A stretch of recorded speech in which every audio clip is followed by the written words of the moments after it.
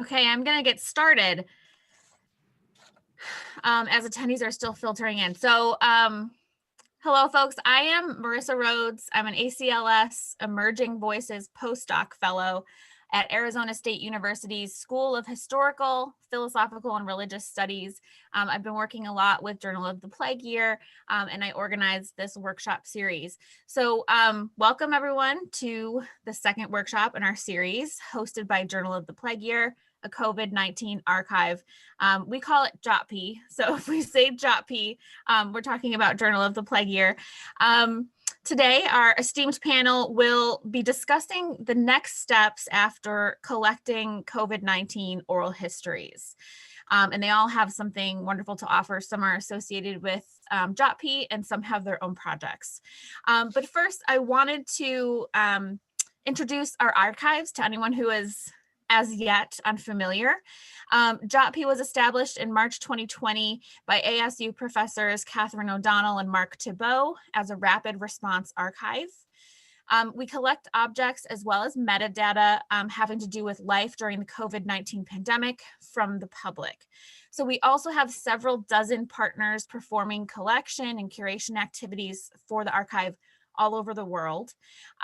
We curate and immediately make public submissions to the archive, and we are the largest COVID-19 archive in the world with more than 10,000 items. So many of these items are oral histories submitted by the public as classroom assignments from around the world. However, our richest source of oral history objects has been the COVID-19 Oral History Project, headed by Jason Kelly, one of our panelists, at Indiana University, Purdue University, Indianapolis. So now I want to introduce our moderator for today. Kathy Nasstrom is a professor of history at the University of San Francisco. She specializes in civil rights history, women's history, oral history, and memory and narrative studies. She's the author of Everybody's Grandmother and Nobody's Fool, Frances Freeborn Polly and the Struggle for Social Justice, Cornell University Press. She's, which this particular manuscript, monograph, is an oral history based life history. So Kathy is also the immediate past editor of the Oral History Review, the US-based journal devoted to the theory and practice of oral history, and a recent series editor for Oxford University Press's Oral History book series. This semester, the students enrolled in her history internship course at the University of San Francisco are working as an intern pod for Journal of the Plague Year. And we're very lucky to have her. So I'm gonna pass it over now to Kathy. Yeah, welcome everybody. And I echo everything that Marissa was just saying.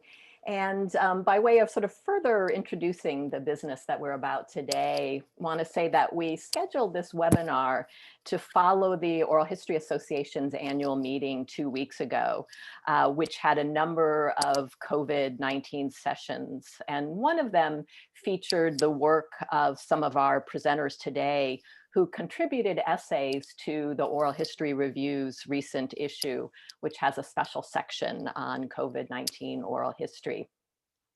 Our goal for this webinar is to pivot attention from the process of collecting COVID-19 oral histories, as interesting and challenging as that has been and worthy of our continued attention as oral historians, but to pivot from that to the matter of interpreting and analyzing them.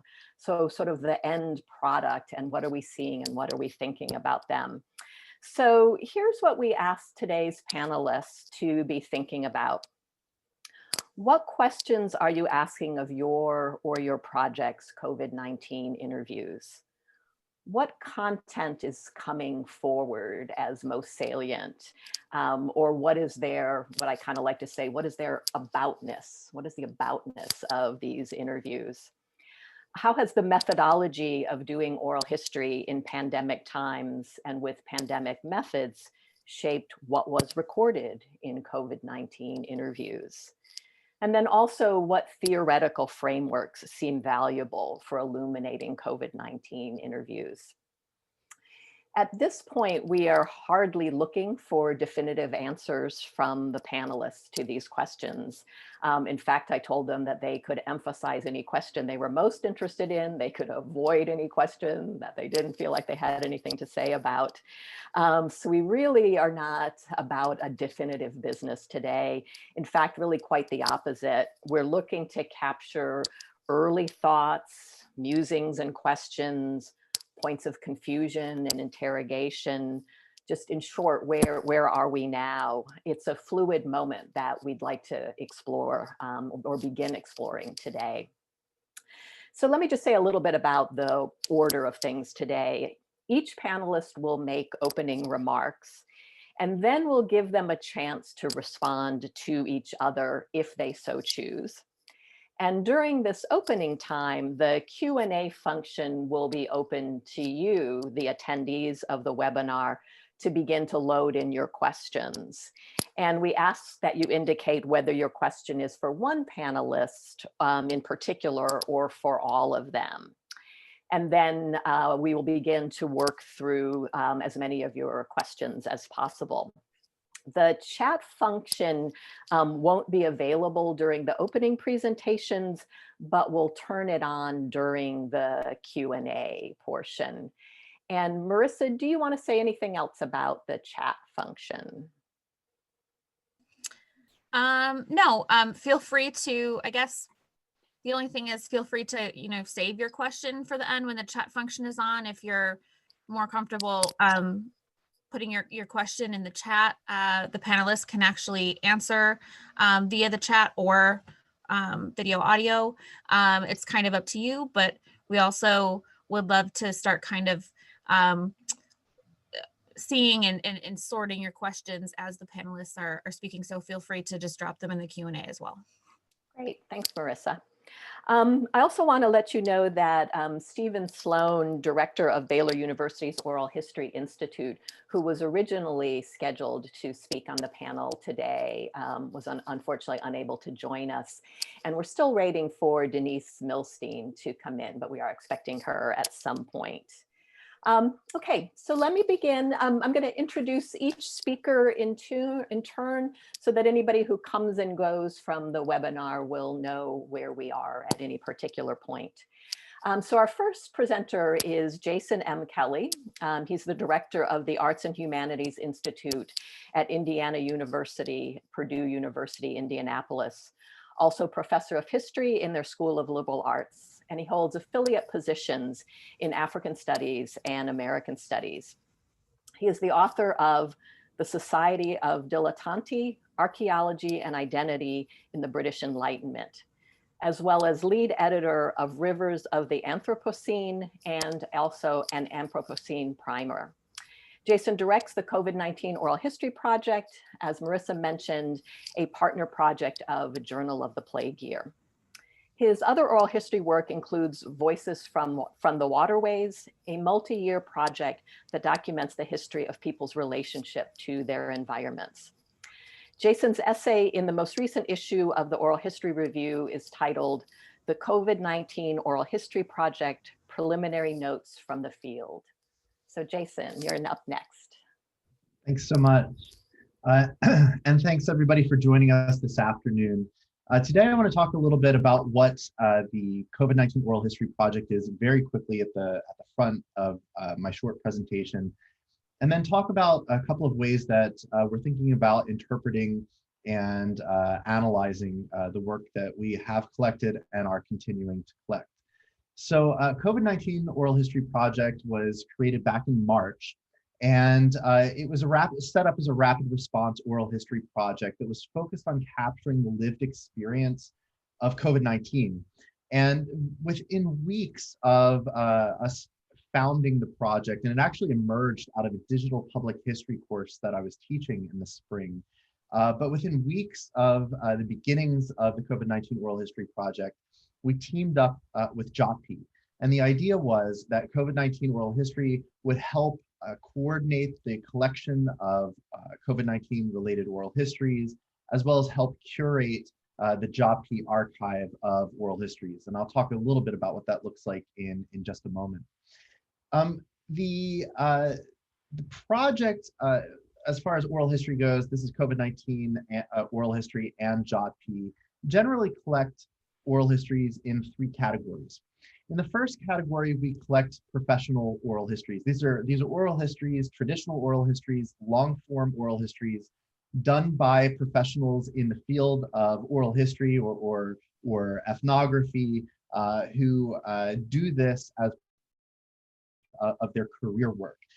And had a number of scholars from across the country and frankly in other countries join the project to collect oral histories. In fact, at least one of them is on our panel today. Carmen Corey has been working on oral histories with the COVID-19 Oral History Project.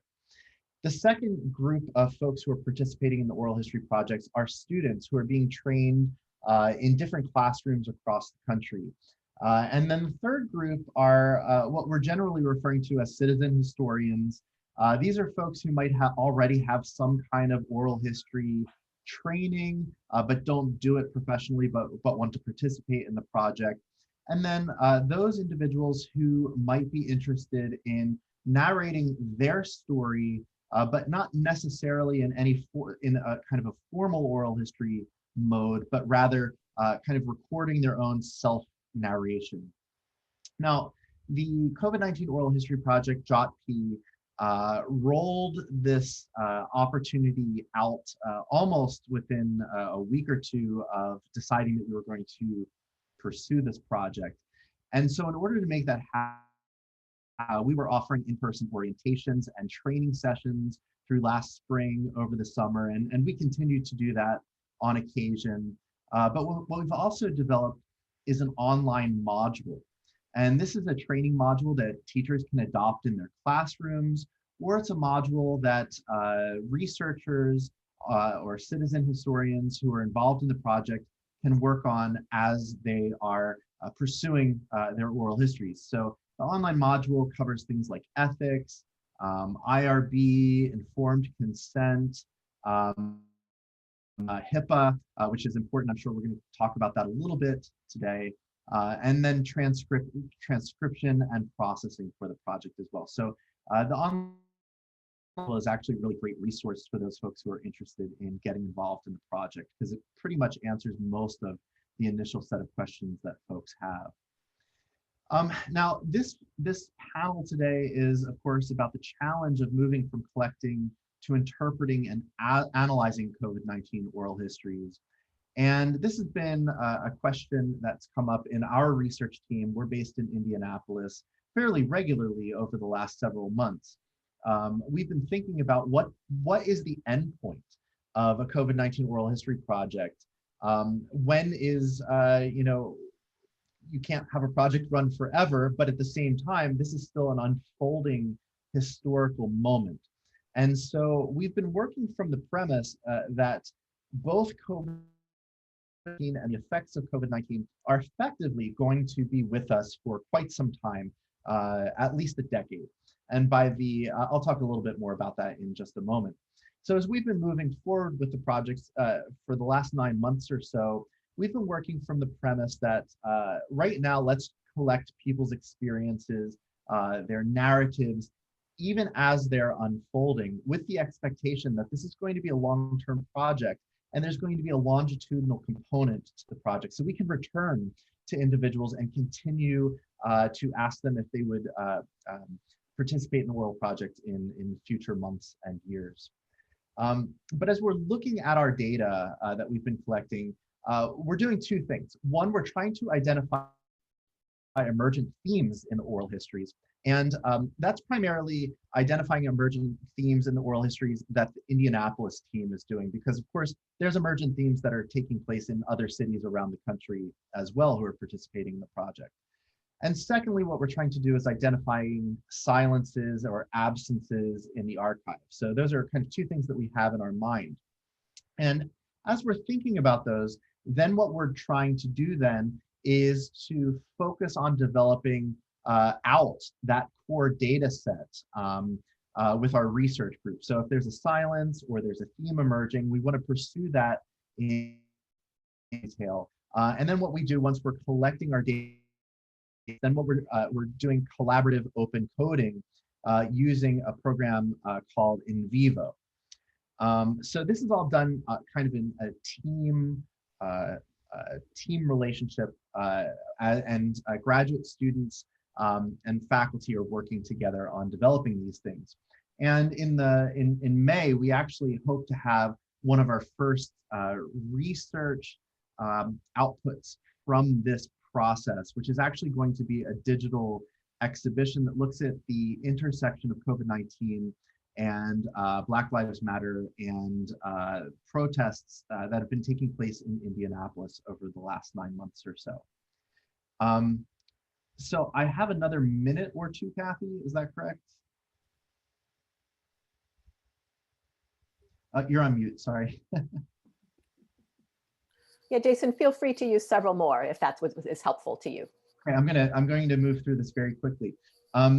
So we're really excited about pursuing the project in two directions. The first one is very theoretical. I'm very focused on this, which is imagining what COVID-19 is in a larger global context.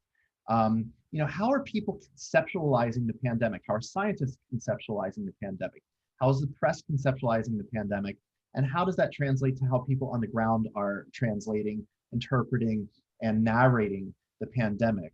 Because what we've seen is a lot of disinformation and misinformation. And a lot of this disinformation and misinformation in the United States has really focused on a narrative that opposes individualism and collective responsibility. And so that theme or that idea, I'm very interested in pursuing. Specifically, I'm interested in seeing how COVID-19 is being abstracted by people. And by abstraction, I'm thinking about the ways in which people are situating COVID-19 in narratives about their own world that go beyond their immediate lives, or ways that they see their immediate worlds tied to larger patterns.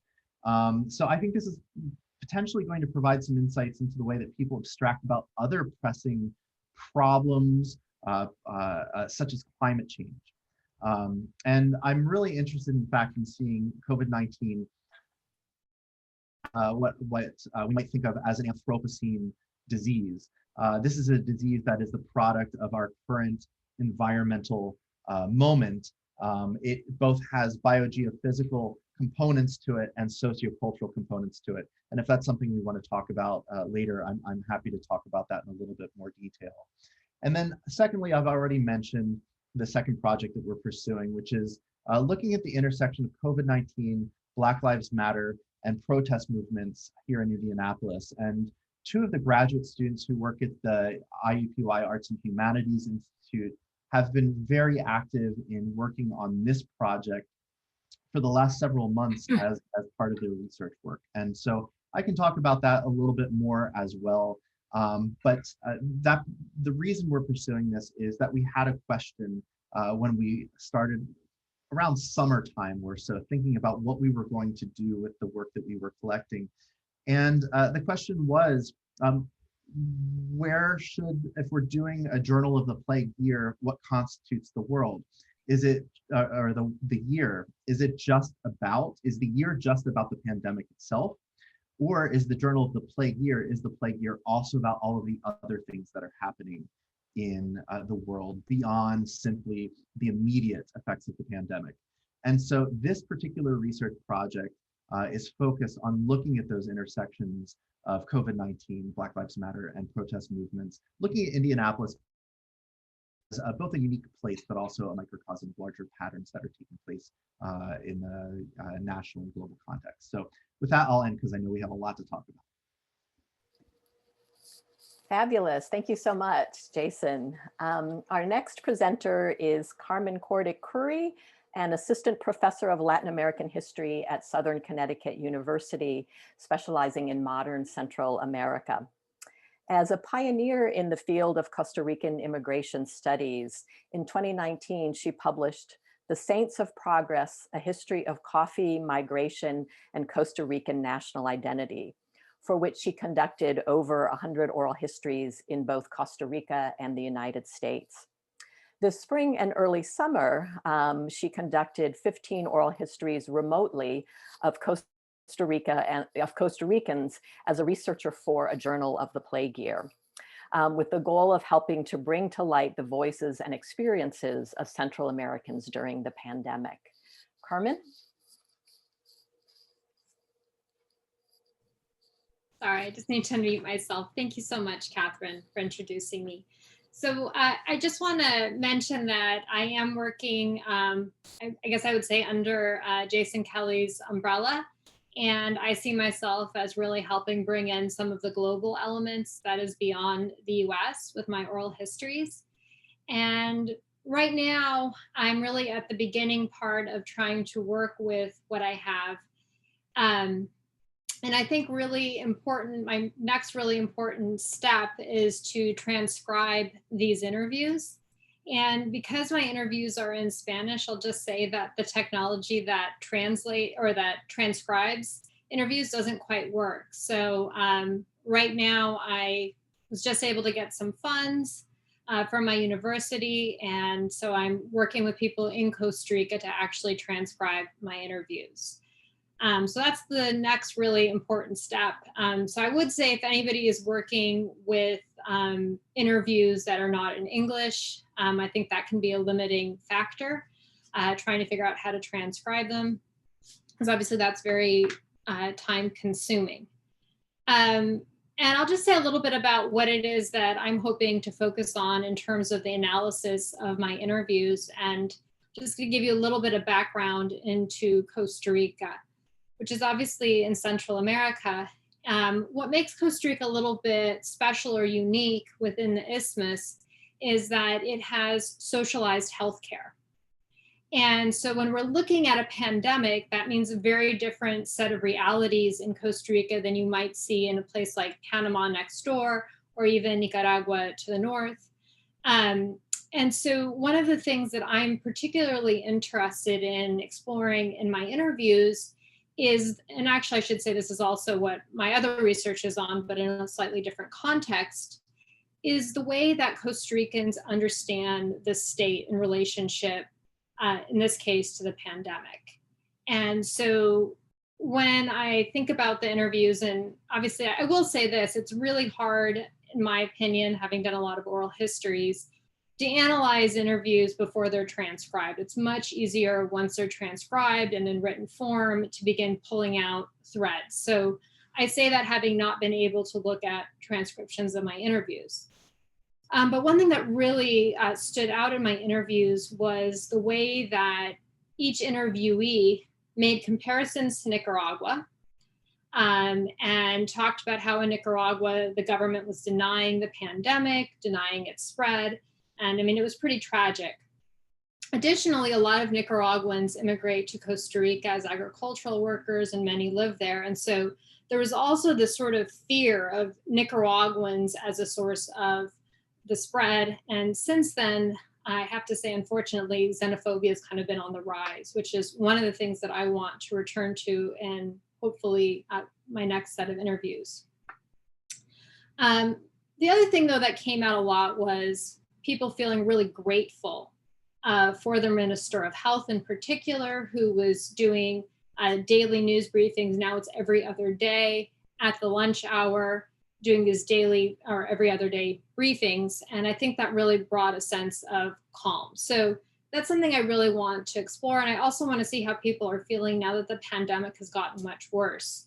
At the point of when I was doing my interviews, there had only been, I think it was 15 fatalities. And at this point, you know, we're looking at over 100. So certainly many more fatalities, and the virus is unfortunately on the rise. So I think things have definitely changed. So that's something I want to follow up on. Now, in terms of how to contextualize this or how to frame it theoretically, I think that one thing that I want to look at as a historian is actually the Spanish flu. And the reason I want to look at the Spanish flu is, of course, that was another global pandemic. But in the case of Costa Rica, I think it'll be really interesting comparison because that's before they had socialized healthcare. So socialized healthcare is really inaugurated in the 30s, and I'm really curious to see how it is that people were dealing with this pandemic in Costa Rica and how it was that they were perceiving the state's response at that time versus now. I also will probably look too at some more recent issues like swine flu and Zika. Of course, those were not nearly as severe or impactful. But I think that the larger comparison will be to the Spanish flu. And let's see. And then I just want to talk really quickly about some of the things that I think are beneficial about doing oral histories in this way and some of the things that are challenging. So one of the things that I think is really beneficial is that you start the interview and you are in a comfortable place as an interviewer. You've got your notebook in hand, and if you're able to talk to that person, you're able to record it, and so you're good to go. And I can't tell you how many times, like, I've been in the field, I thought I had everything, and then, you know, either you run out of batteries with your digital recorder or something else happens. It just seems like it's a method where the technology really helps. That said, there are some limits. So I consider myself to be an introvert. However, when I was doing my research, I realized that I had to really put myself out there, and that's really easy to do in person, knock on somebody's door. Hi, this is who I am. And I think when you do that, people are more willing to trust you versus some random person calling on the phone saying, hey, I'd like to talk to you. So I really had a hard time getting anybody to be interviewed who I didn't know directly or didn't know somebody very close to them quite directly. And so that was a limiting factor for sure. I was actually shocked at how few people I was able to pull in. And I really wasn't able to get anybody in the immigrant community. And I think it's that not being face-to-face is just really super tough. And the other limiting factor I found is that while for us, Wi-Fi it's not that it's free, but we pay for it and we have unlimited access. That isn't the case in Central America. And so several people who were willing to do interviews with me, but they were like, I only can talk for 7 minutes. And I'm like, okay, well, that's not gonna work, right? So there was the economic issue, which is a little bit of a limiting factor. Again, I don't think that's so much the case in the US, but certainly when you're trying to do interviews in the developing world. I think that's kind of what I wanted to say. I'm really early in all of this, and I welcome questions, and I look forward to hearing what everybody else is working on. Thank you.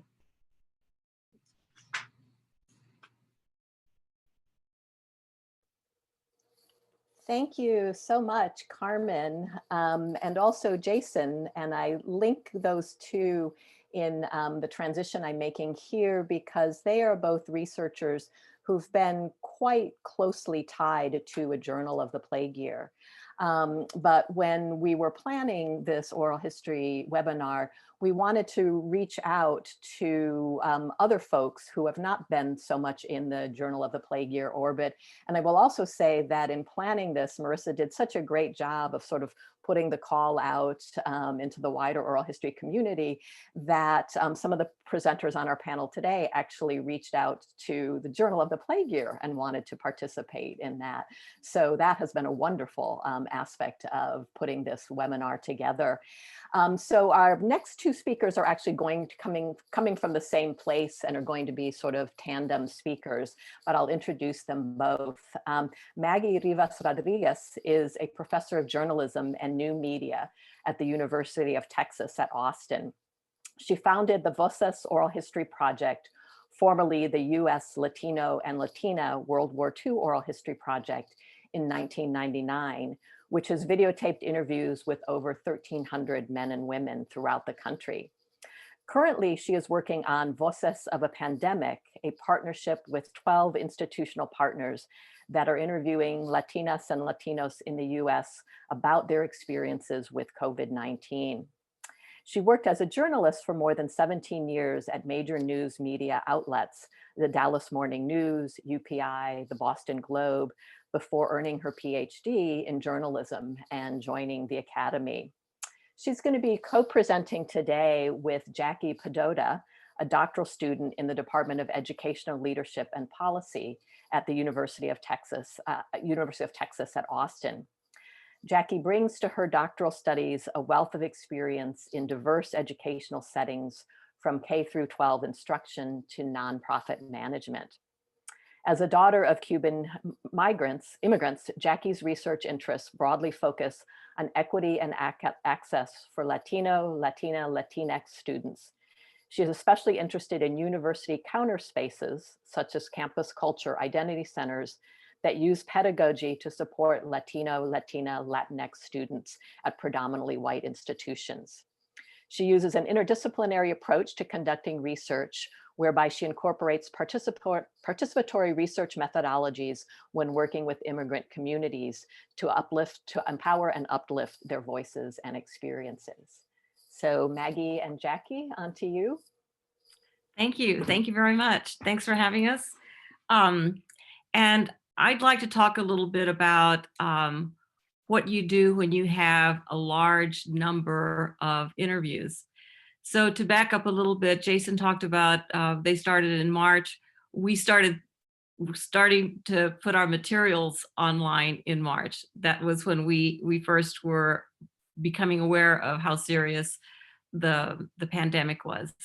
So we followed, and to back up a little bit, our Oral History Center was established 21 years ago because there was a lack of primary source material on the Latino, Latina World War II generation.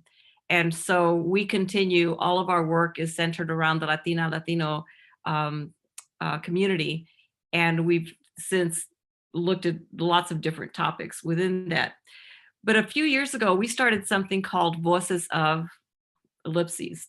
And our first one was Voices of Documentary Film, where we brought in 12 documentary filmmakers, did some research beforehand, trained 12 interviewers to create a questionnaire and trained them on oral history methodology, and then brought everybody in, interviewed them, and then published an article in our oral history journal about Latinos and documentary film. So we started that in 2018, and then in March, right before the pandemic got very, very serious, we did the same thing about mariachis in San Antonio. So we produced this journal called, it's the US Latina Latino Oral History Journal. We did the same thing. We went to San Antonio, we trained 12 interviewers, graduate students and faculty members, did the preliminary research, and then one of the researchers developed an article, a manuscript that was published in our journal. So the idea was, Voices of a Pandemic follows that same idea. So the end goal for us is creating research. So we've brought that in the same way we're using it. We brought everyone together, and I invited professors that I've known from different universities who are oral historians, and we put together a training session in early June and created the materials. We got trained. We developed since we're doing these all on Zoom, we figured out a way that we could do this on Zoom. We wrote a preamble that would have to be recorded. We created an online deed of gift, since we're not going to have signed permission consent forms. And we took all of our pre-interview material and we created that so that it's online. So what do you do though when you have 13 institutions throughout the country and we're all trying to use the same materials, but we want to create the research that's going to go with it? One thing I noticed right away is that if we didn't have an end result in mind, if we didn't have a goal that we were going to create the research about this particular topic, we would have all these disparate interviews all over the place and there wouldn't be a cohesion. So that's been kind of one of the things that's been uppermost in my mind. I'm going to share my screen and I'm going to show you the a little bit about what we're doing now. And one of the things that I think is really essential for us is, how do you know what's in those interviews? So right now we have a little bit over 100 interviews. Oh my gosh, I can't even imagine how many interviews y'all have, Jason. But we have a little bit over 100 interviews. They're mostly in English, some are in Spanish. They're all over the country. And so we decided we were going to have our pre-interview form is one of our finding aids that we've used. Oops, I missed this. Okay, here are the finding aids. Okay, so to find out what's in the interview. These are the 4 ways that we've developed to figure out what's in that interview. Of course, yeah, Carmen, I totally agree with you that having the transcript is always the gold standard. But there's some other things that we do so that we can at least start to give an idea of what's in that interview. So one thing we use is we have characteristics that are written under the video. We put all of our interviews on YouTube, and we have a little bit of information about the interview itself on the slate that starts off our interviews. We have adapted our pre-interview form that'll give us a little bit of information that we can then include in some of our research. And then, of course, as Doug knows, we use OHMs, which we all totally love. Every time I show anybody who's not from the oral history world OHMs, they swoon and they say, oh my gosh, how can I do that? And so, so I'm giving you a plug, Doug, because you deserve it. So here's on our YouTube channel. This is what underneath the interview is. We give a little bit of information about somebody. We give their name, their age, what they do, and any other additional information about why we're interviewing him. So this is one that I actually did this interview myself. One of the greatest interviews. He was just such a wonderful person to interview, and he was so insightful. And from his interview, you could actually produce 3 different topics for research. The other thing we do is, well, you don't really need that one, but I just wanted to show you, this is a plug to all of our our partners that we're working with. We also have on here, we'll have the place that he was interviewed in, and we'll have the place where the interviewer was located and the date. And we also have the length of the interview. So this one is 2 hours and 11 minutes long.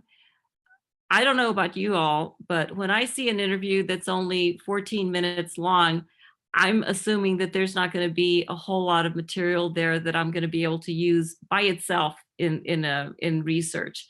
So it might be useful for other purposes, but I'm looking for the ones that probably got into a topic and really evoked information. And of course, then we use OHMs. And so we have a small team of interns, and our interns, we create a raw transcript using Otter. And the reason we do that is because you can get a transcript from Zoom, but we edit out at the very beginning of the interview that part that says, hey, is my microphone working, and all that. So that's the reason that we then run it through Otter, create a raw transcript. But as anybody who's worked with some of these auto transcribing systems, you know they still need to get edited. And we did use one, and Carmen, I don't know if you're using one. We have one called either Sonic or Sonics for Spanish language auto transcription that seems to be pretty useful. So we do this, and this takes, of course, it's very time intensive and labor intensive. But those are the finding aids that we have. And for us, it has been useful to we have weekly, well, now we have bi-weekly meetings with our interviewers, and as part of that we brief each other on what's going on with the project, but also talk about what are some of the themes that have come up.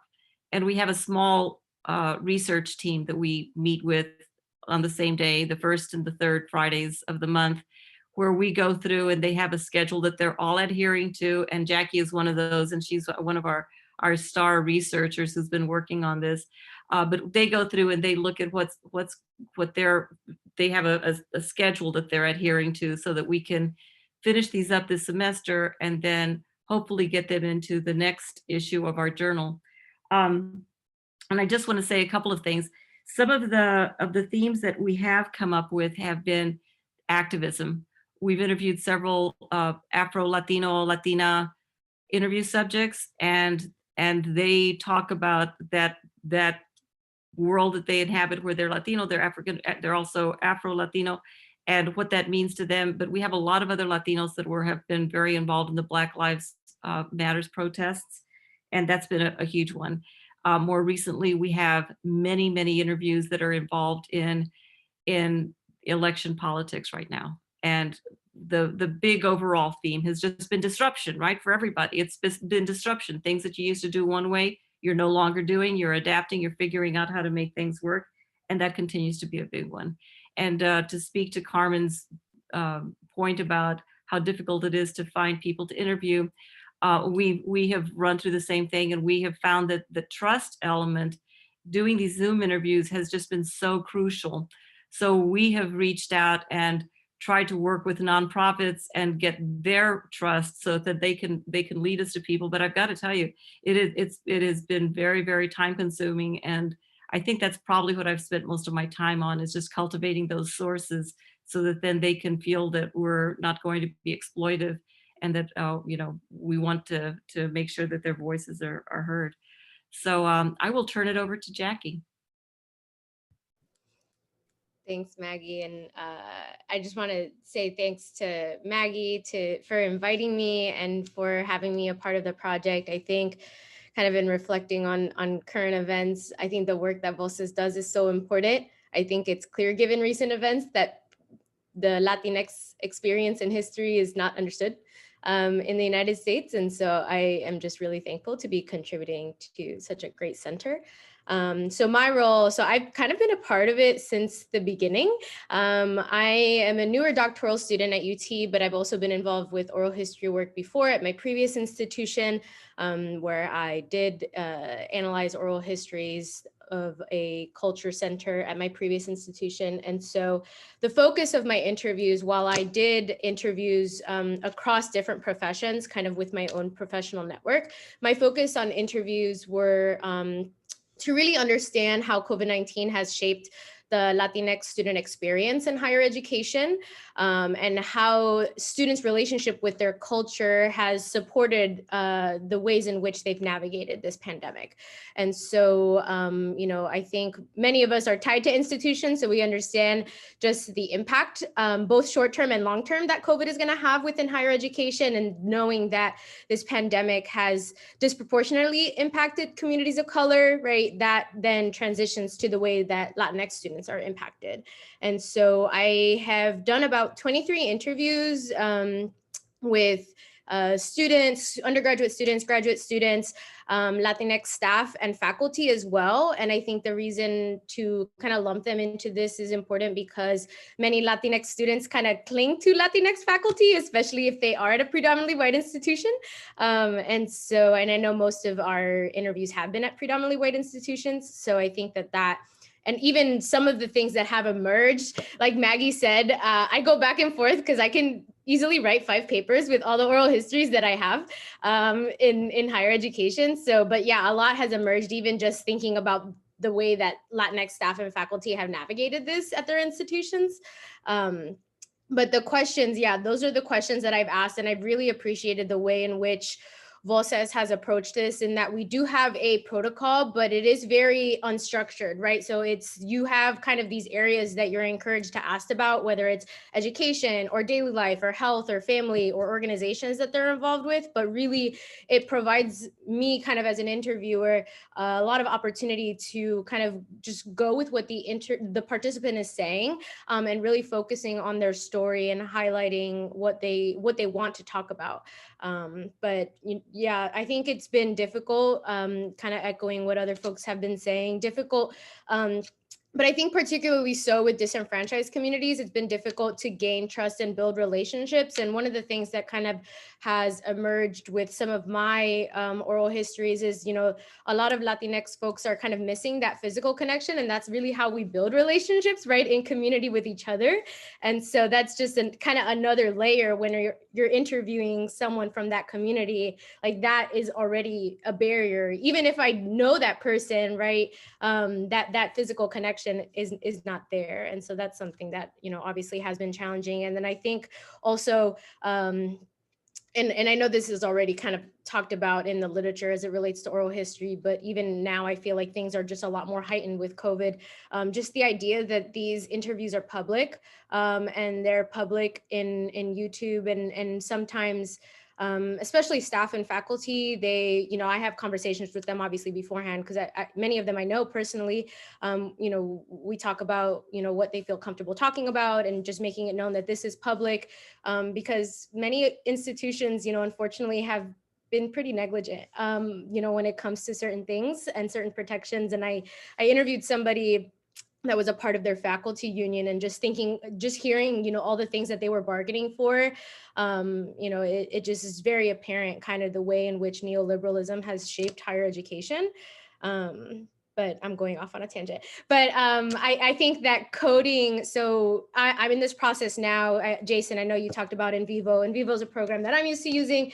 And so I use both inductive and deductive coding. And I do the inductive coding first, right, to be able to highlight, what the participants themselves are sharing, what's emerging. And I have a lot emerging kind of just initially, like I said, but I think that some things that have emerged is this idea of cultural collectivism. So I think a portrait has been painted about college students, and I don't think that this is the same for Latinx college students, because many of them have been impacted, right, personally. And I would say that many Latinx students are being a lot more cautious, a lot more empathetic, right? Again, thinking about American individualism versus cultural collectivism. So that's just something initially that is emerging.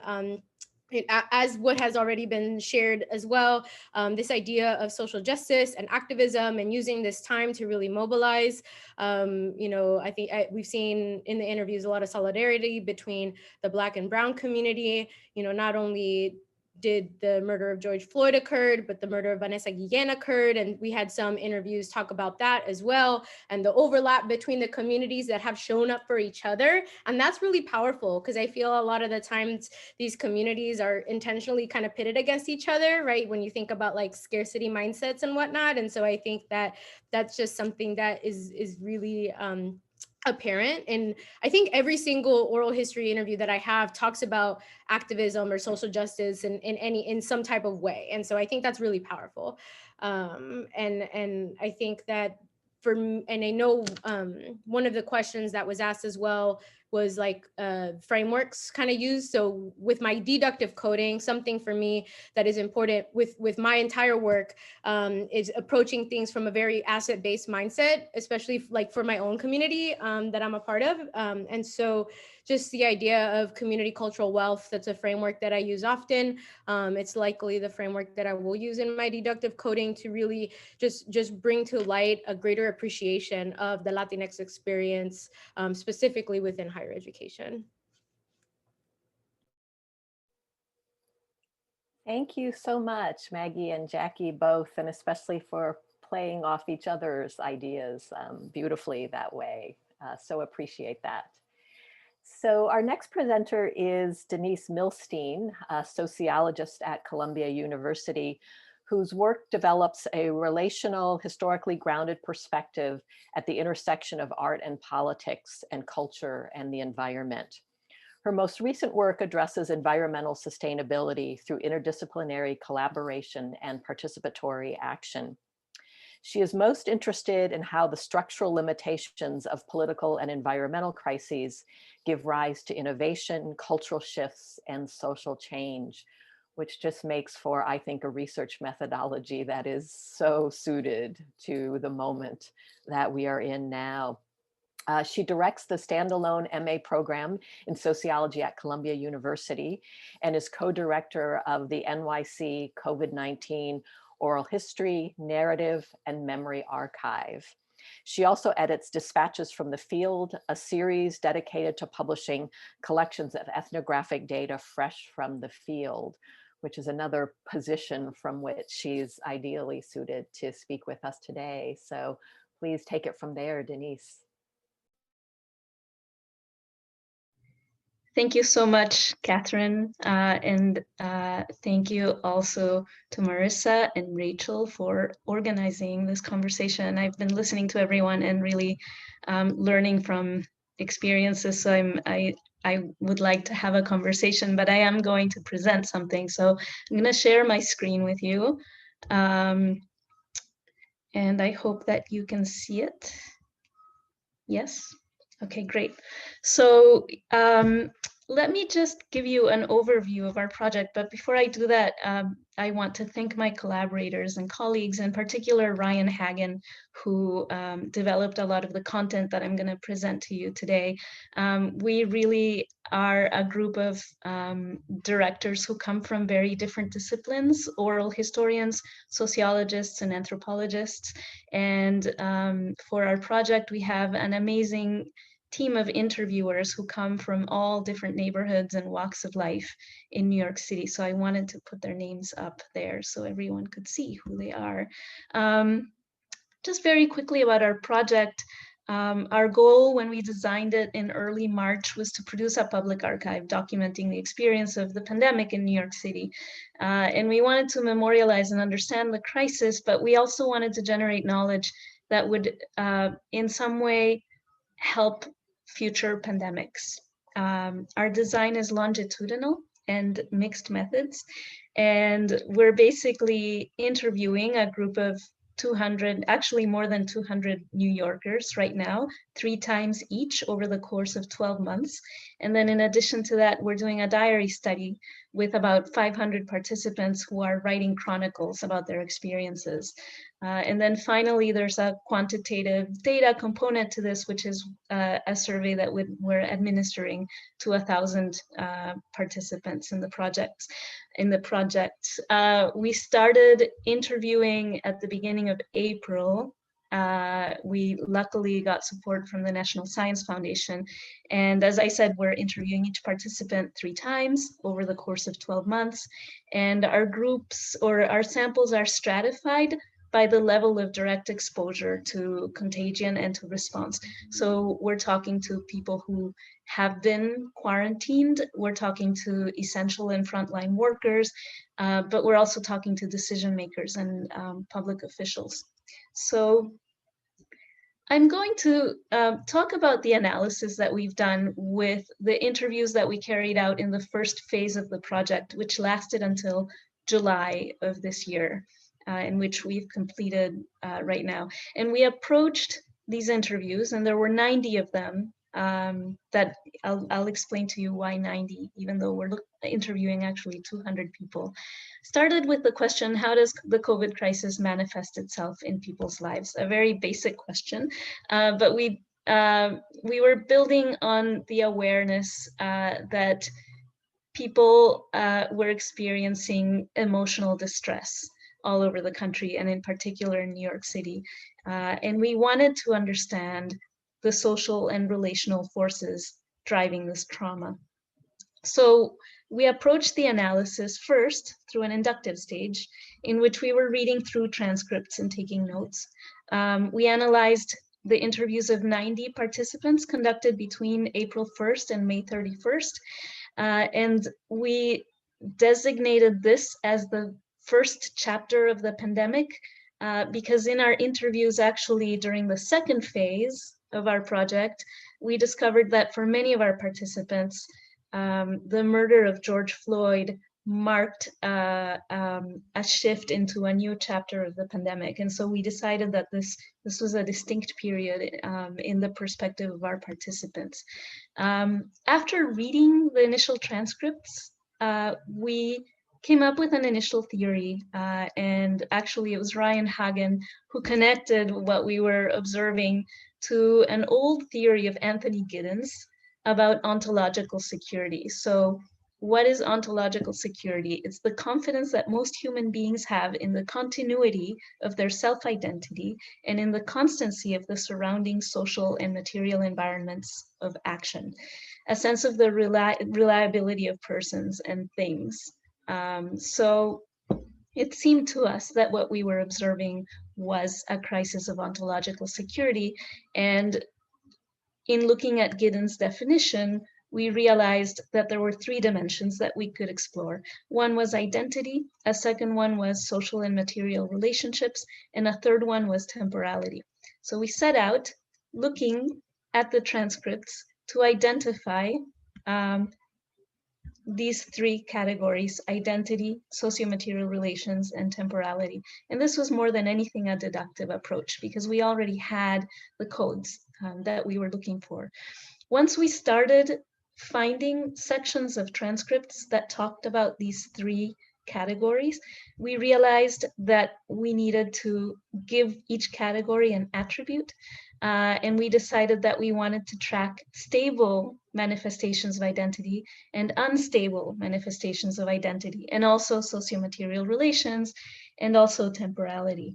And so for a while, we were able to go through the transcripts and identify passages that really showed us the ways in which all of these categories were being experienced by people. But as we did that, and I think anyone who's coded transcripts has had this experience, we also realized that we were missing categories. And so we went into a more sort of inductive stage of analysis where we realized that identity, socio-material relations, and temporality really were not enough to understand the dimensions along which people were experiencing a crisis of ontological security. So we added two more categories. One is agency, which we understood to be not just the sense of capacity to act in the world, but the actual acting in the world. And we discovered a lot of people, for example, physicians who had lost their sense of agency as a result of socio-material instability. So a lack of supplies in order to be able to treat patients made it very difficult for them to actually act in the world as who they were. And here I'm touching again on identity, right? If I'm a physician, my identity is destabilized when I can't act in the way that I'm expected to act in order to treat patients. So we also added the category of epistemology because we realized that the sense of understanding what the pandemic was, what the disease was, how you could catch it, for example, was really important for people. And people who had a stable sort of sense of understanding were having a very different experience for those who really could not understand what the level of risk was, whether they could be safe or not wearing a mask, whether it was just in the air or in things that they touched and so on. So this inductive stage actually led us to a final inductive stage where we realized that not all the categories could be identified as stable or unstable. And so we discovered this final category, which is metastable, and we borrowed the idea of metastability from another sociologist who actually borrowed it from the hard sciences. And what he defined metastability as is a state of internal fluctuation within a broader sense of stability. And so we discovered that there were people we interviewed who understood or were able to sort of navigate the fluctuations, the ups and downs of the pandemic, precisely because they had a broader sense of stability. And we decided that this was really important to track. So as a result of that, we revisited the initial theory. And so we went back to the Anthony Giddens theory and realized that ontological security does not just build on identity and socio-material relations and a sense of temporality, but also on agency and on a sense of understanding or an epistemological grasp of the crisis that people are experiencing. So if people have questions, I can go into specific examples, but I wanted to just lay out the framework so you could see the specific approach that we had taken to analysis. And I think I will stop there and leave space for questions. Thank you. Denise, thank you so much. Your presentation has already sparked some thoughts where I'm going with all of this, as has everybody.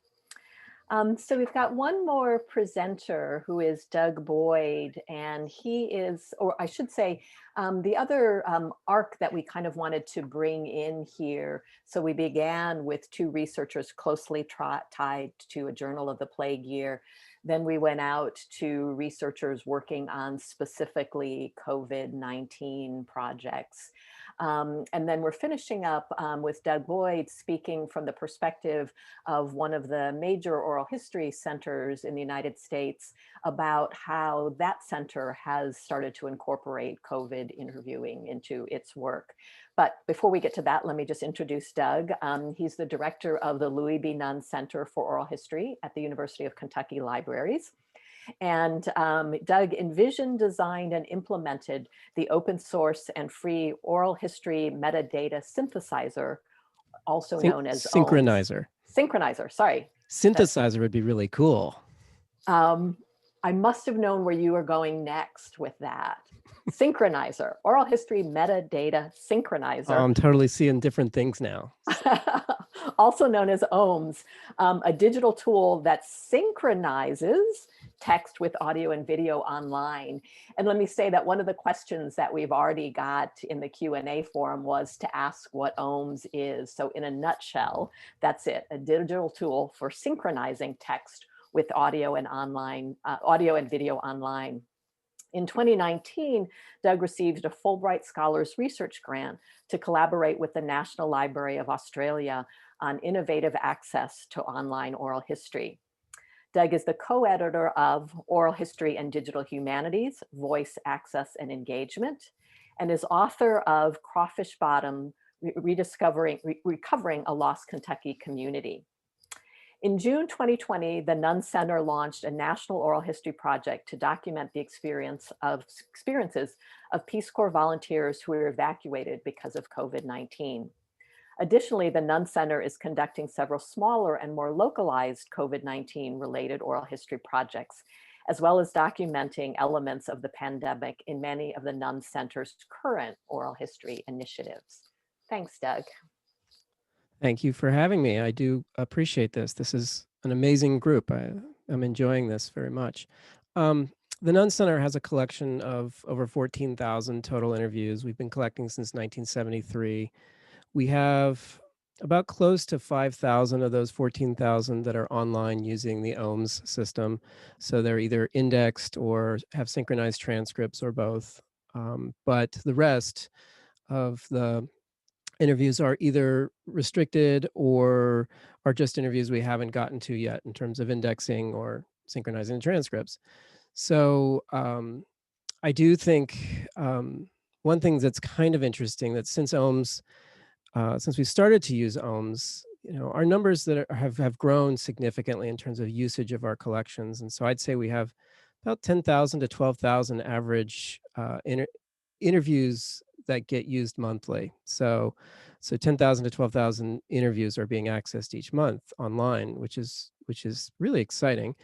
But since the pandemic, those numbers have gone up. So our average is about 14 to 16,000 uses per month. And we were at the 10 to 12,000 per month for years. I mean, it was just steady. You could count on it. But now this uptick was 14 to 16,000. I checked this morning and we've topped 23,000 this month alone. And so that's something's happening, I think, with online research. and accessing interviews that are discoverable and accessible online. So we, as Kathy kind of mentioned in the intro of me, we're taking a bit of a slightly different approach rather than a sort of rapid response approach that is, launching these COVID only projects. We are really trying to incorporate COVID into every one of our projects, I think, right now.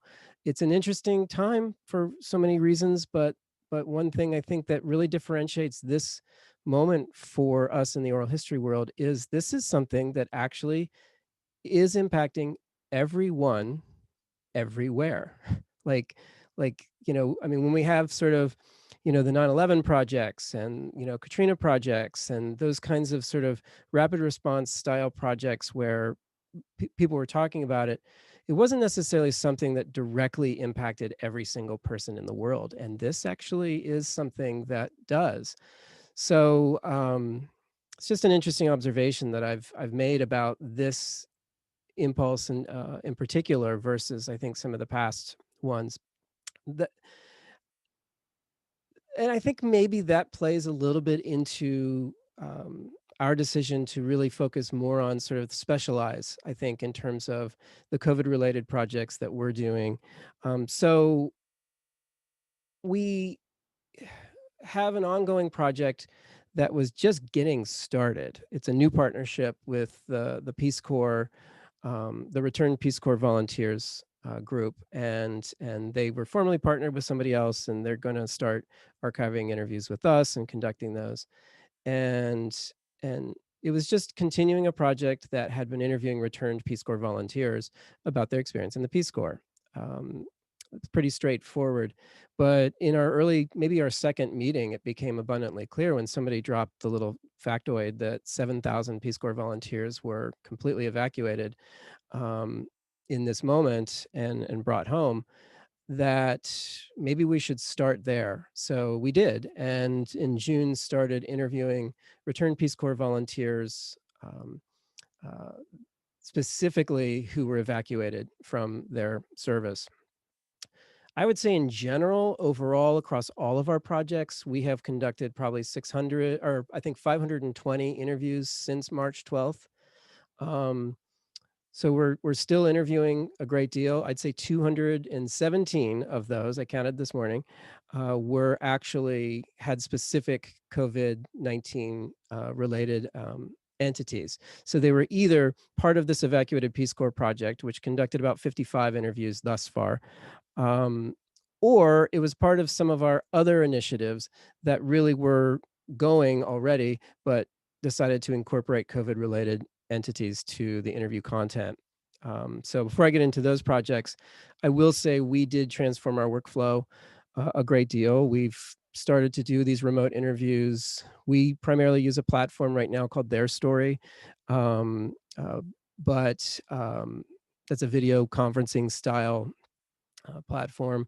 But we're also doing a lot of phone interviews. It's kind of old school that we have one interviewer in particular who has just done a lot of phone interviews and is actually taken to it. He's done interviewing for 25 years or 30 years of his career, and always kind of was like the rest of us that was said, oh, don't, those who are sort of preaching best practices for oral history have always said, do phone interviews only if it's your last resort. I mean, we really actively try to dissuade people from doing telephone or even remote interviews. And that's completely changed. That's a field shift that I think is going to stay with us after every oral history project is now a global oral history project, because we've just now decided this that we're doing here is okay. And it is. We're getting some really fantastic interviews. So we're using a combination of technologies, I think, between the phone and the majority are using the remote conferencing style. But we're now starting to outfit recording kits with USB microphones. The physical kits, I'm starting to rethink those physical kits and say those 6-foot cables should probably be 10-foot cables. And we need to start thinking about things like that. But anyway, As I said, we've done about 520 total interviews. 55 were part of the Evacuated Peace Corps Volunteers Project. Those have been restricted until tomorrow. I'm very excited. And that was a project partner restriction that they placed. But one of our projects is an ongoing initiative that was just documenting college life. It's an initiative that's been a collaboration with Professor Zeta Kamara, who I think is here, actually. I think I saw Zeta's name. Zeta is a professor in the Honors College at UK, and we have this ongoing collaboration where students are conducting interviews documenting student life on campus. Well, the spring semester took a turn, and so the projects all turned and incorporated aspects of their lives and what was impacting them in that moment. So those interviews came in. There was about 41 interviews that were conducted as part of that collaboration. Those are restricted for 5 years because they are interviews with undergrads, and we tend to do that with undergrad interviews, most of them. One of the ongoing initiatives that we have where this interviewer, it's the only in-house interviewer that I actually have on staff who just does interviewing. He has been doing multiple projects. He carries regularly 10 to 12 interviewing initiatives that he's been doing. And the last few years has been averaging over 100 interviews a year. And his primary project is documenting student activism at the University of Kentucky from 1965 to 1975. And so the rest of his projects were sort of life history initiatives with, prominent individuals, governors and politicians and, journalists. I think he's got several journalism projects, but those are multi-session interviews that he's conducting with the same individual. And so inherently longitudinal from that perspective, because in every one of the interviews that he's conducting or most of the interviews that he's conducting for these projects, this topic is coming up on a regular basis. So if he interviews the same person over and over again, it's like a monthly check-in that they're having potentially. And so you're seeing trajectories in terms of people affected. I know he's interviewed some individuals who were actually, who struggled with COVID and actually healed and are kind of reflective about that process. But for the most part, it's people talking about their situational context with regard to being quarantined and such. So he has conducted, I just do want to mention this because it does unleash the power of the remote interview. He was averaging 100 interviews a year now. He is going to top 300 interviews this year. He's conducted over 200 of those interviews during quarantine, where he's having these things where he might do 2 or 3 interviews a day. And this is not sort of short 20-minute interviews. He's this life history approach interviewer. So he's doing these, 2-hour interviews. So they're pretty extensive. So COVID only plays a part in those interviews. They'll talk about it potentially in the beginning of the interview, and then they'll move on. So we're starting to try and figure out strategies from a metadata standpoint to document that. We are starting to implement strategies at our collection-wide level where we're going to implement hashtag searching in our collection management system as a way to kind of give more specificity to things that these big, enormous search systems struggle with sometimes, like complicated phrases and whatnot. And so we're starting to implement the hashtag. Well, the COVID-19 hashtag is something that we're going to do once these interview collections, especially tomorrow, are going to be unrestricted.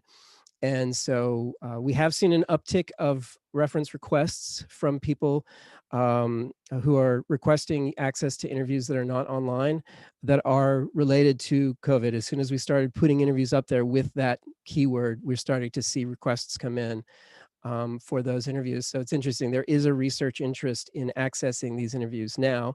The majority of our interviews are not dealing necessarily with personal health situations. So the content is something that, for the most part, will be something that will be unrestricted sooner rather than later, and accessible using OHMs. We already started actually a community meaning the Peace Corps community indexing initiative, where I've trained several Peace Corps volunteers, about 25, I think, to actually participate in the indexing initiative using OHMs. So our collection of 55 evacuated Peace Corps volunteers is actually going to go online very quickly from an indexing standpoint. The other ones that won't be, the life history ones are mostly restricted. The student ones are mostly restricted, but those turbulent year, the 1965 to 1975 student activism, we're going to start indexing a lot of those interviews early 2021. So stay tuned for that. But I think that about covers, I think, where we're headed. We had a healthcare, a project that was designed to interview healthcare workers here at the University of Kentucky in the Med Center. And that got sidetracked because the interviewer project director had a death in the family, and sort of that was just a little too much to then launch an oral history project. So we plan to circle back around to that, which I'm very excited about as well. Wonderful. Thanks so much, Doug, for finishing us off. And I want to begin, as we transition to more of a discussion mode, to acknowledge that I think originally we were going to go for an hour and a half, which means we only have about 10 more minutes. Is that correct, Marissa? Yes, but if we go a little bit over, that's okay. Whoever has to leave can leave. We're recording this and we can make it available afterward. Okay, great. So I'll be sure to keep an eye enough on the time, Marissa, you can help me, so that right at 1:30, we definitely at least pause and let folks leave who need to, including that perhaps some of our presenters need to. And I definitely want to be respectful of everybody's time. Let me just say that what I really valued about this exchange is that it ranged from things like indexing, finding aids, the metadata that will help us be able to interpret and analyze the interviews, to the actual themes and issues that are coming up through some of your projects. And then the theories, and maybe some new theories. I was so fascinated, Denise, with you finding a theory from, not recent times, but previous, that sort of now resonates with the moment that we're in. So I think this has been a rich discussion thus far. The first thing that I'd like to do is to give panelists a chance to respond to each other, because we had planned for that. You've played off of each other's ideas, so there may not be a need to do that.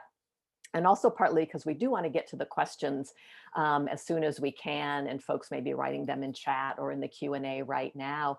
I think I'll go ahead and fold into your responding to each other, if you want to, a question that I pre-circulated for us all to think about, which is there anything about this COVID moment in oral history that is making us think differently about the very nature of oral history? And just to sort of prime the pump a little bit with that question, I think that some of the issues that we've talked about, for example, the theme of trust that Carmen and Maggie and Jackie both picked up on, trust between interviewer and interviewee is a long-standing issue in oral history, but clearly it's heightened in this time. But then again, I'm struck, Denise, with that you're bringing up a theoretical framework that has not been particularly one that people have used, and yet it's something about oral history now that is causing this new theoretical, or this older theoretical framework, to emerge as salient and helpful. So just to bring this looping around, please respond to each other to the extent that you want, or to that idea of my pre-circulated question about, is anything that's happening now causing you to think differently about the nature of oral history? And we can sort of jump in anywhere, anybody who wants to grab onto that.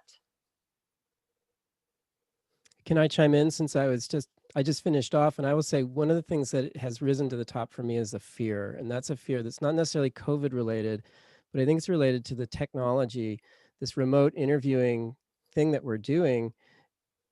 does alienate a portion of the population. It's expecting that you have a robust internet connection and a webcam and a computer, and you know how to use all those things for the most part. There are other projects that, that use the phone, and the phone is actually in some ways the more, I think, accessible to almost all communities, I think. But I think I'm afraid that in some ways, because we are doing this we have this limiting factor for a lot of the remote interviews that really are choosing individuals who have strong internet connections and webcams and computers and the know-how to use all of those things. Yeah, if I could piggyback on what Doug is saying, because I agree. I think that Doug said earlier that I was in the same camp. Telephone interviews were always forbidden, and everything had to be in person. And I've always been pretty, we have to have the best audio, and we have to have a good background, and we've invested money in getting backgrounds and getting lights and stuff. And I've had to really rethink my own approach to that and be a lot less stringent about what those standards are. We did one of the best interviews we did was early on with this man who was in his 80s out of Colorado, had a very, very rich and varied background, and it was a life history. And he used Zoom on his phone. And I had told him in the pre-interview, I said, listen, if you could have a laptop, because he had access to a laptop, and he ended up, when the person did interview him, it was still on his phone. And so the interview looks like this throughout 6 hours of that. But the content, the content of what he said was so powerful that I just had to let go of that and just say whatever we get is more than what would have had otherwise. And it's not just about there's some things that you don't have a lot of control over. So I've had to loosen up a little bit.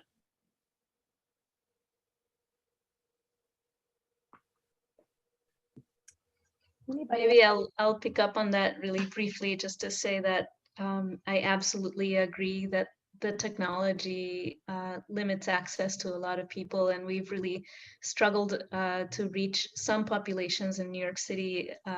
We've gotten support in some instances from community organizations that gave us access to their members, but it is a challenge. And I think the other side of that is that I can't imagine how in the previous world, I would have been able to do, the 50 or 60 interviews that I've done over the past few months, if I had to meet people in person.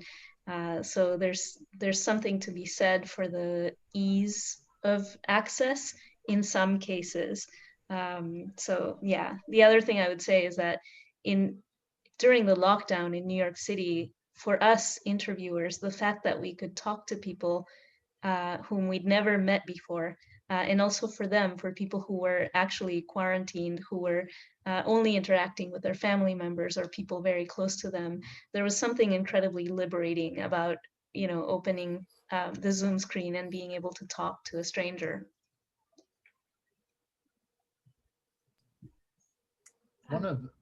Sorry, go ahead, Carmen. No, go ahead, Jason. So I was just going to say that I agree with, the limits, because actually I'm the one who mentioned that in terms of technology and Wi-Fi. But I also, I'm actually in New York, and I was stuck at home, and, during the quarantine, it was really, really nice to be able to talk to people. And not only that, but it meant that I could actually do international research literally from my living room. And so I think that's something that Doug was saying, that this possibility of being able to go beyond where you normally could quite easily it's a really good thing. And the thing that worries me is, with my book, I interviewed a lot of peasants. I interviewed a lot of people who were quite impoverished.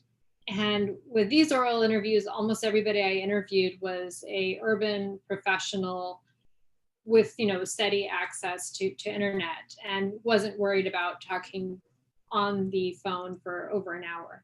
So I think that is really a limiting factor and going to shape whose voices get heard and whose don't. Thank you. From a slightly different perspective, what's been interesting about our project, and Maggie and Jackie, it sounds like your project has kind of figured out how to do this, but have a multi-sited project. Effectively, you're working with multiple universities at the same time, with faculty who might be professional researchers, but also using oral history as a pedagogical tool, using oral history as a kind of a participatory citizen science tool. So blending those things together has been a challenge. I mean, frankly, it's been quite challenging, bringing folks together to get everybody on the same page, and trying to make sure that everybody's following at least a standard set of procedures, especially when they're sending students out into the field to do work. So it's been quite a learning process. At JOTPY, we have weekly meetings amongst all the folks who are involved in the project, and that's been very useful at helping to coordinate all of those.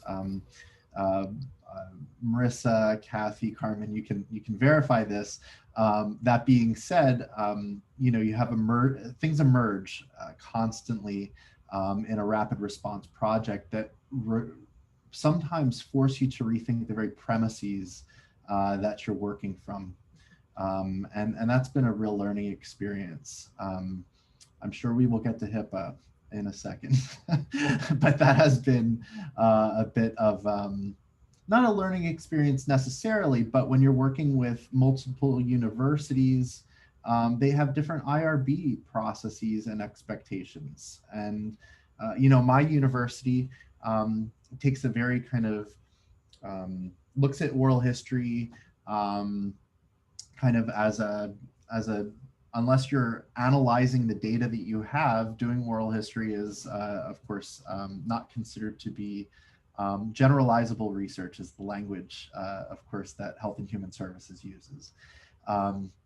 But the moment that folks start sharing information on health, that becomes more problematic. So making sure that everybody involved in the project is very clear about what HIPAA is and has clearly outlined the rights and responsibilities of the project with narrators, and reminding narrators that, at least at my university, they can share personal health if they so choose, but making sure they know that that information is public, and then also making sure that they are not sharing identifiable health information about identifiable individuals in their research. And then, of course, our team, our curatorial team, then going back and checking the transcripts to make sure that no identifiable health information was shared. So that's been, figuring out the workflow on that has been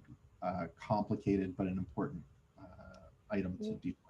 So I'd like to jump in here, because I think this is a really important thing whenever you are working with different institutions.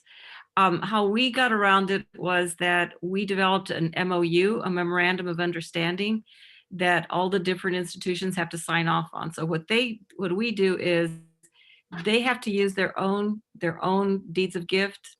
The interviews belong to them, and the physical interview will be in their archives, but then they're allowing us to put it on our YouTube channel, and they're allowing us to work the OHM system and put it on our website. But it's very clear that the ownership resides with them. So I let everyone figure out their own IRB requirements, and I don't have to worry about that. Yeah, thanks. I actually have a question that came in through the Q&A that builds nicely on this, but I want to acknowledge that we're just a couple minutes past 1:30. So I want to just pause really just for a few moments to thank everybody who attended. Those of us who are presenting can't see you, but we know that you're out there. Thank you so much for coming today. And I would like to personally thank all of the presenters for taking the time to be here today and share where your projects are and what you're thinking on this. And if anybody needs to leave now, including a presenter, by all means do, or leave whenever you need to. What the process will engage in now is that I'm going to work with the questions that have come in via the Q&A function. Marissa's going to be monitoring chat, and we're just going to tag team each other and go back and forth and hopefully get to as many questions as we can. And Marissa, I'm going to leave you totally in charge of when do we call this done completely. You can decide from the administrative standpoint about that. But the first question that I'm going to... Can I interrupt you for 1 second, Kathy? I'm sorry. I just wanted to make sure that I said this out loud before too many folks leave. I was approached by the South Phoenix Oral History Project because they're hosting a COVID-19 oral history themed happy hour later today. It just so happens to coincidentally be on the same day as our workshop, and it's sponsored by the Southwest Oral History Association. So I put the link in the chat and sent it to all panelists and all attendees. If you're interested, it's just a sort of casual conversation among oral historians and folks who are interested in collecting oral histories and analyzing oral histories. They're going to sort of just chat about COVID-19 oral histories and I guess have their own drinks at their own houses. Great. Thanks, Marissa, for bringing that. It's nice to see other things that are happening in the oral history world kind of streams into our webinar in this case. So the first question that I'm going to start with from the Q&A is directed to Maggie and Jackie, but it totally builds on what we've just been saying, and it opens up to a wider view that I also want to build on. So here's the question. Maggie and Jackie, are you concerned about naming the interviewees when they have had COVID or named someone else that has had the virus due to the possibility that insurance companies could use data mining to deny coverage for a pre-existing condition? So in some ways, that's a highly technical question, but it gets at an ethical issue of our practice.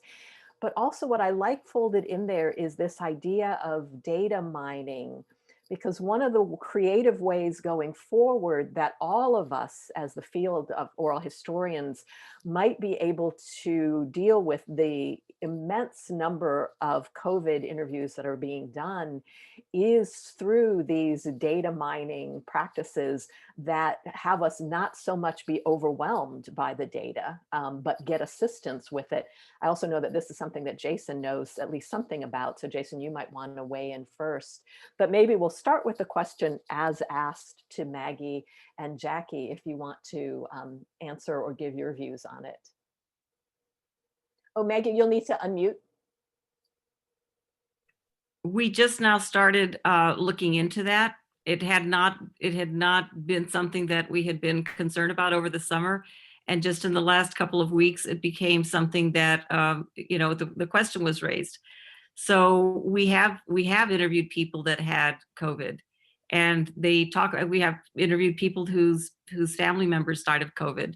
So we're just now looking into that, and I'm conferring with our university lawyers about what that might mean. So they're looking at it, but I don't have an answer for that just yet. I know for me, when I've spoken with folks, and I think this, as you mentioned, kind of ties to just greater like fear and like heightened privacy and ethical considerations during this time. Like I always have conversations with folks, and I think the pre-interview is an opportunity. I know we've gone back and forth about our pre-interview survey as a group many times, but I think it's a really great opportunity to build relationships with people pre-interview, especially people that we've not personally known before. And so I have conversations with them if I'm interviewing them to talk about, maybe their brother got COVID. I tell them, if you don't want to disclose their name, that's totally fine, right? Like, this is centered on you. And I think, and Maggie's mentioned this to us a lot, that, you know, oral history is about do no harm first, right? And I think that is really big. And that's something that for me, I've taken with me. And I know many interviewers in our group have as well. And so I always have conversations with people before the interview, but then I also have conversations with them after the interview. Sometimes I'll stay on and have conversations. I know I had one instance that I had a participant kind of share some more egregious views about America, and rightfully so. And so, but I think that because of their positionality, they were kind of afraid, right? Based off of their partner was they were like a spouse of a military person, and so I think that just the idea of do no harm first is super important, and having those open conversations, like not being afraid to have those open conversations with participants, is something that I know our team has really leaned into, especially during this time, because there is, like Doug said, there's just like this heightened fear during this time. Jason, did you want to say anything about the data mining angle of that question? Sure. Just a little bit. You know, there's the research side of the data mining, which is really exciting, right? So we're all working on these public open access archives, or most of us are doing open access archives that are potentially accessible and data mineable, and we can perhaps discover new questions or emergent themes that we could have never expected to find in another circumstance. So that's the great side of things that we've already talked about. But the other side of that is, of course, the negative thing mentioned in this comment. And, you know, one thing I think we need to think about, and Kathy, I've mentioned this, we've talked about this before, which is the recognizing the fact that a voice print is a thing in the world, that you can be identified by your voice print. So, you know, I don't know what that means for now or for the future, but there are individuals in our research projects who are anonymous for a reason in the project, who are simply giving oral informed consent and not signing any documents or deed of gifts, but rather doing that verbally. And so I'm nervous about what a voice print potentially means down the line. I don't know what the answer to that is. I'd love to hear what everybody else has to say. I can weigh in on that. And I think in general that the issue that's come up, and this is, you know, I created OHMS and it's now being used in 49 different countries, but it's also exacerbating, I think, one of the great things we're not really talking about in oral history right now. And that is, I think we're really struggling with informed consent, because I don't think we know what we don't know. So how do we actually express what we actually don't know? And that is that it can be kind of the Wild West when something goes on the internet. And absolutely, I don't care if healthcare information is revealed or not. Somebody can take a transcript and actually, you know, apply psychographics to it and do a psychological analysis of this. You can now do sentiment analysis. You can actually do keyword extraction, you know, and actually determine a personalized marketing profile for an individual, because you know that, you know, just because they did this, and this, they'll probably like Volkswagen, you know, or Subaru, and start getting things just based on that. And I think that's very real, that we need to, you know, we're growing into this internet thing with regard to access. And it's all exciting that we had 23,000 interviews being accessed this particular month, but we don't know how they're being accessed and how they're being used when that's the case. And so I think that's really, I think the next frontier is that, but I think informed consent is very, very difficult right now. I think true informed consent that is effective, comprehensively effective. So I think that's something that we're going to have to grapple with for some time now. And I think that's going to be, you know, we've implemented all kinds of processes at the Nunn Center that, you know, we do not put an interview online before it's gone through that indexing process, because that indexing process, unlike transcription, is actually deeply listening to each moment of that interview and considering what's being said. And then we have an evaluation process. It's a multi-step evaluation process to determine, is there something in here we really need to flag and maybe limit from putting it online just yet. So we take that very seriously and have been doing that for many years. But I think the larger problem is out there, and it's not just pertaining to healthcare information, although the healthcare information is now, I think, tearing open this larger issue that we have. And before I go on with questions, I'll jump in and say that I feel like quite a bit of what we've talked about in the dialogue that we're having right now does sort of get to the question about, is anything happening that is sort of changing the very nature of our understanding of oral history? And I think in some ways we're seeing shifts that are just sort of evolution. So Doug, you were just saying we've been dealing with these issues for quite a long time, as long as we've had the internet to work with as oral historians. And yet at some point, a difference of degree becomes a difference of kind. And I think that we might be at that moment now.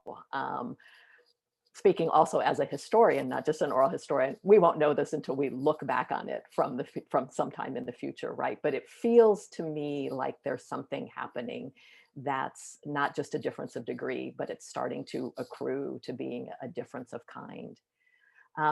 So just know even some of our presenters need to take off soon. So that's fine. I think at least, yeah, Maggie said that she was going to need to take off. Thank you, Maggie. Jason, I think in a couple of minutes as well.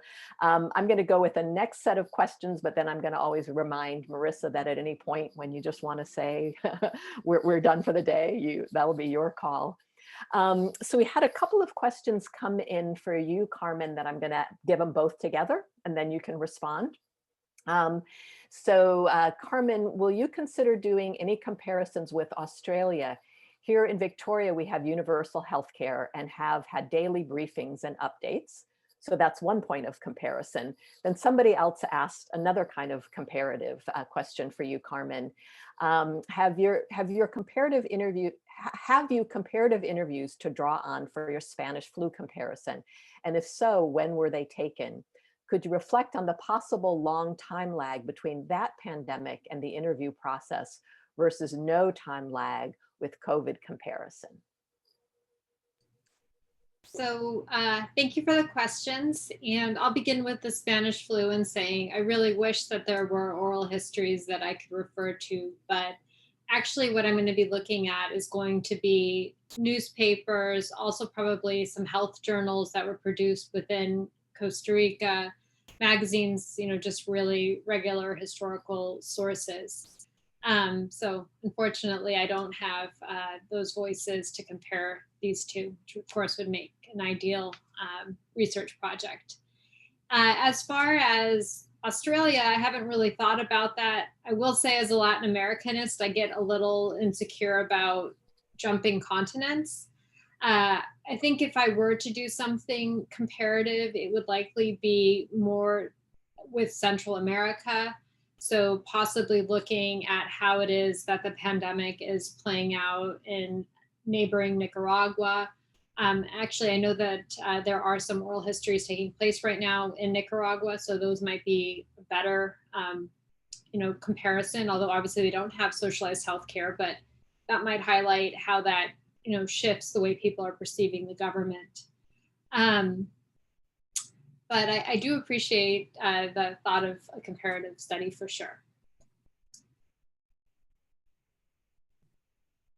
Thank you, Carmen. Just want to check in, Marissa, are there any questions in chat or should I keep on with the questions in the Q&A? Keep on with the questions of the Q&A. I think we should wrap up soon, but we want to maybe just make sure that that we get to these last few questions because I think a lot of these folks are still here. So okay, great. Yeah, I think there's I think I can get us through the questions in Q&A, so I'll definitely do that, Marissa. Thank you. Okay. The next question is for Denise, and it's also in a way a comparative question. So a questioner wondering how will the analysis of your project be normalized, was the word used and the question, with the greater US experience? Do you have any sense of how you would answer that kind of a question? Sure. I guess the direct answer is it will not be normalized in relation to the rest of the United States. But what we do hope is that people gathering oral histories in other cities will be able to look at our archive and look at what they've gathered and do some really interesting comparative work. I think the experience, one of the things we've learned is that the New York experience is very much grounded in place. And I think that that's actually probably generalizable to the United States, that the experiences of the pandemic are very much grounded in place. We're seeing that right now with the election, right? And so, yeah, that answers that question. Just very briefly, I wanted to point to Mary Marshall Clark, who commented on the chat to an earlier question, because she's also involved with this project. She's one of our co-directors. And yeah, her answer about surveillance and internet, I think it builds on experience with a 9/11 project that's really important. So, yeah. Great. Okay, so a question that isn't directed at anybody in particular, so I'll ask it to all panelists. What trauma-informed training or safeguards are in place for interviewers and narrators during this time of multiple traumas? How are institutions supporting people, especially if they're conducting multiple interviews in a short time span? And I think maybe Doug, because you were addressing that project interviewer of yours who was doing multiple interviews, maybe we could start with you and then others can weigh in as they're able. In terms of this particular interview, I assumed you weren't going to go to me. So in terms of him, I mean, he's a longtime oral historian who's been interviewing for 30 years and has interviewed many veterans. And so he does have some connection to interviewing people who are talking about traumatic experiences, but we never will pretend to have a therapy aspect to this or a role. And so I think it is one reason why I feel like I've shied away from an aggressive sort of COVID project right now, as opposed to incorporating COVID into our current projects. That won't be a forever decision for us. So I think that's kind of our easy out for right now. But as soon as that healthcare provider project starts to happen, that's a different thing. I think where our interviewers need to actually be far more prepared, I think, for listening to trauma, and I think there's a lot written about that, but I think we have to take that very seriously for sure. But right now, I feel we're not experiencing that with our projects. It's a lower risk project because we're not dealing with survivors of COVID.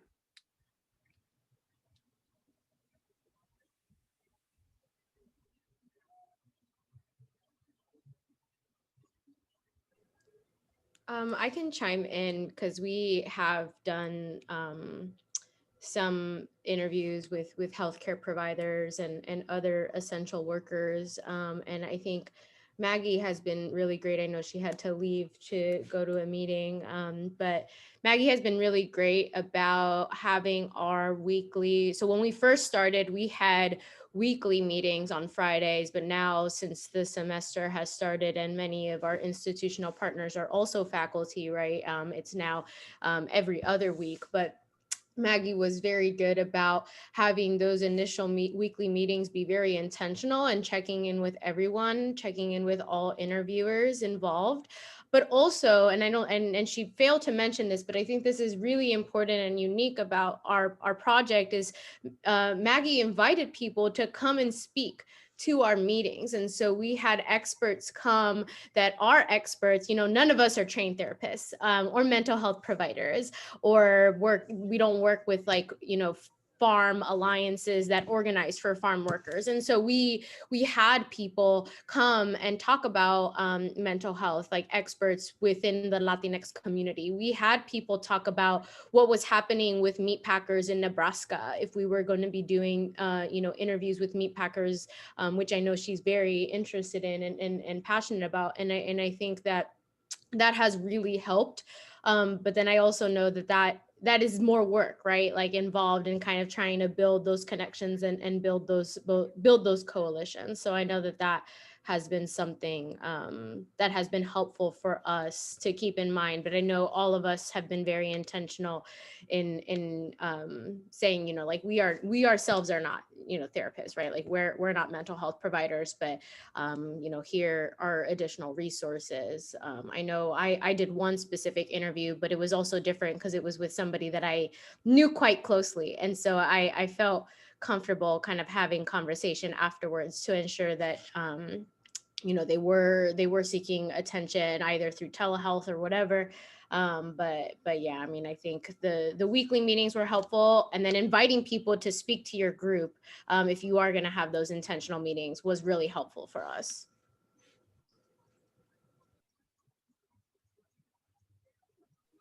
And I'll add just a little bit of this to answering this question, to say that, to my mind, the oral history project that sort of pioneered thinking about how to do trauma-informed oral history was the September 11 project out of the Oral History Center at Columbia University.